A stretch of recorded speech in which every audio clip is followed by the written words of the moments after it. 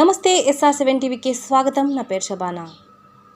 వ్యవసాయ రంగం అభివృద్ధి చెందితే దేశం అభివృద్ధి చెందుతుంది. రైతులను ప్రకృతి వ్యవసాయ పద్ధతులను అవలంబించేందుకు గ్రామాలలో పొలం బడి కార్యక్రమాలు నిర్వహించాలి. Joint director Chandra Nayak. అన్నమయ్య జిల్లా సంబేపల్లి మండలంలోని రైతు సేవా కేంద్రాలను JDA చంద్రనాయక్ సందర్శించి ప్రకృతి వ్యవసాయ సిబ్బందితో రైతు సేవా కేంద్రాల సిబ్బందితో సమావేశమై ప్రకృతి వ్యవసాయ పద్ధతుల వైపు ఎంతవరకు రైతులను చైతన్యవంతులను చేశారు అనే అంశంపై వారితో చర్చించారు. ఈ సందర్భంగా JDA చంద్రనాయక్ మాట్లాడుతూ రైతులకు పెట్టుబడి ఖర్చు తగ్గి పంట దిగుబడులను పెరగాలంటే ప్రకృతి వ్యవసాయమే శరణ్యమని అన్నారు.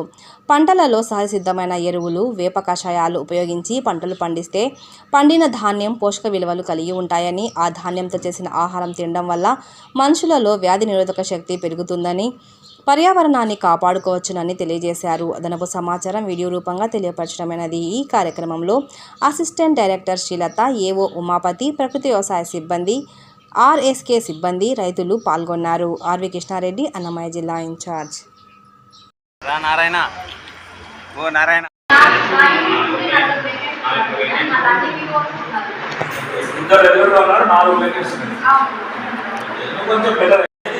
నిన్న మన కలెక్టర్స్ కాన్ఫరెన్స్ జరిగింది. కలెక్టర్స్, మంత్రులు అందరూ కూర్చొని డిస్కస్ చేసి ఖచ్చితంగా 10 లక్షల ఎకరాలను మనము న్యాచురల్ ఫార్మింగ్లోకి కన్వర్ట్ చేయాలా అనేది అక్కడ జరిగిన సారాంశం.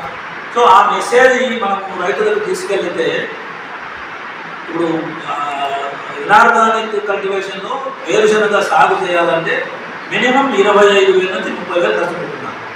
మినిమం నేను చెప్పేది. నువ్వు ఒక్క విత్తనం మాత్రమే న్యాచురల్ ఫార్మింగ్లో కాస్ట్ అవుతుంది. మిగతా ఇన్పుట్స్ అన్నీ న్యాచురల్గా దొరికేటివే. ఒక్క మందు కొట్టాల్సిన అవసరం లేదు. ఆకులు అలుపులు తీసుకొని కషాయం కొట్టుకోవచ్చు. తర్వాత విత్తన శుద్ధి, దాంట్లో మనకు బయో ప్రోడక్ట్స్ ఉన్నాయి కాబట్టి అది మనం 50% సబ్సిడీతో ఇస్తున్నాం. ట్రైకోడర్మా కానీ సూడోమోనాస్ కానీ దాంట్లో విత్తన శుద్ధి చేసుకొని ఈ న్యాచురల్ రిసోర్సెస్ ఏవైతే ఉన్నాయో కషాయాలు, అవి ఇవి, ఈ ఘనజీవామృతము, ద్రవజీవామృతము, ఇవన్నీ మనం రూపాయలంతా పెట్టేది కాదు. ఎరువులు లేము, ఘనజీవామృతం వేసుకుంటాము, ముందే తయారు చేసుకుంటాం. పేడ దొరుకుతుంది. రైతు దగ్గర ఖచ్చితంగా పాడేవాళ్ళు ఉన్నాయి. ఆవులు కాకపోయినా బర్రెలు ఉన్నాయి. సో 2 బర్రెలు ఉన్నాయంటే మంచి పేడ వస్తుంది మనకి. మరి దాంతో ఘనజీవామృతం ఎండాకాలం పెట్టుకోవచ్చు కదా, స్టోర్ చేసుకోవచ్చు. పంట ఎప్పుడు వస్తుందో అప్పుడు దాన్ని స్ప్రెడ్ చేసుకుంటే ఎరువులు టోటల్గా 0.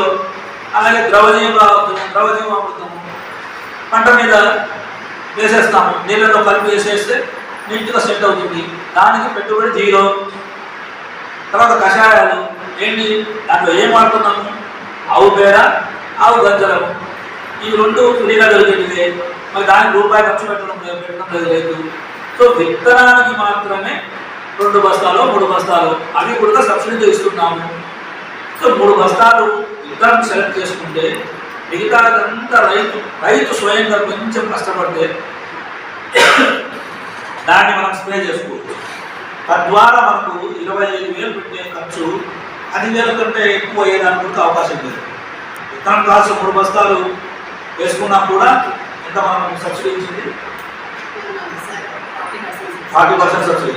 ఇప్పుడు బస్తా 3,000 అనుకున్నప్పుడు 40% అంటే 3, 4, 1,200, అలా 1,200 పోతుంది. 2,500 అనుకుందాం. 2,500, 2,500, 2,500, 3 రోజులు 6, 3, 5, 15, 7,500 విత్తనం కాస్ట్. సేద్యం చేసేదానికి ఒక 2,000, 3,000 లేదా 5,000, టోటల్గా 12,000 ఖర్చు పెడితే 12 నుంచి 15,000 ఖర్చు పెట్టుకుంటే 10,000 రూపాయలు రైతు మిగులుతుంది.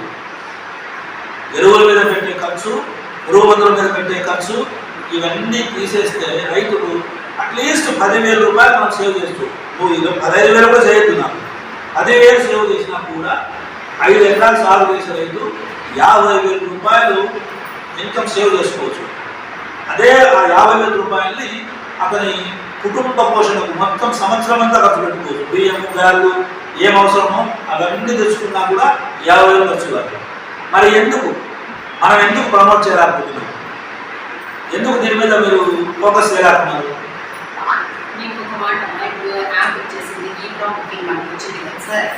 దాంట్లో 3 మెథడ్స్ కన్వెన్షనల్ మెథడ్ ఒకటి, న్యాచురల్ ఫార్మింగ్ ఒకటి, ఆర్గానిక్ ఫార్మింగ్ అనేవి 3 ఆప్షన్స్ ఇచ్చారు. సో మేము క్రాప్ బుకింగ్ పోయినప్పుడు ఏమవుతుంది, మామూలు పద్ధతిలో చేసే వాళ్ళందరికీ కన్వెన్షనల్ కింద చేస్తున్నాం. ఇప్పుడు న్యాచురల్ ఫార్మింగ్ అన్నప్పుడు ఎక్కడ ఏరియా ఉంది చెప్పండి, మీరే చెప్పండి. మీరు ఇంతమంది స్టాఫ్ ఉన్నారు, మీ ఇంటర్వెన్షన్ ఏమి? అక్కడ క్రాప్ బుకింగ్ అప్పుడు ఏమవుతుంది, న్యాచురల్ ఫార్మింగ్ ఎక్స్పెక్ట్ తక్కువ వస్తే అప్పుడు మీ గురించి ప్రశ్నార్థకం అయిపోతుంది. ఇంతమంది స్టాఫ్ ఉండి సందేపల్లి మండలంలో ఎన్ని ఎకరాలు న్యాచురల్ ఫార్మింగ్ కింద వచ్చిందంటే ఏం ఆన్సర్ ఉంది చెప్పండి. వండర్ చెప్పిన విషయం నిన్న రాజశేఖర్ గారు ఆంధ్రప్రదేశ్ SLCS గారు ఆయన చేసిన కామెంట్ ఏంటి తెలుసా, న్యాచురల్ ఫార్మింగ్ ఈ క్రాప్ బుకింగ్లో మీరేమో వేరు ఇస్తున్నారు, ఈ క్రాప్ బుకింగ్లో 100లో చెప్పకూడదు, ఆ ఫిగర్ 100లో మాత్రమే ఉంది. మరి ఎక్కడుంది లేకుండా